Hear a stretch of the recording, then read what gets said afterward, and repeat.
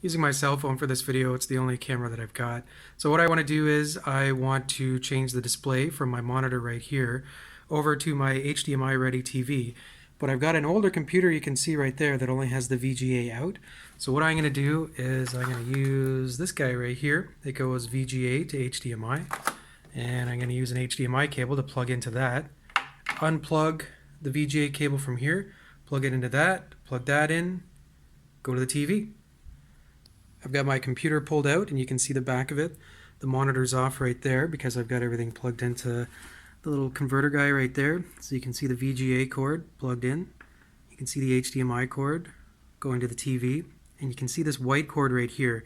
That's the power, the little converter right there. Without it, you won't be able to send the signal to the TV. And we look over at the TV and it's got my desktop right there. So everything's good. So I like to do this sometimes if I want to watch a movie or stream something or play a game. It's just better on the TV right there. Now one thing it doesn't have right here that I have hooked in, but you can, is sending audio to the TV. So I just put an aux cable right in there. I would take out my speaker cable and plug it in right there, and you would get audio off the TV.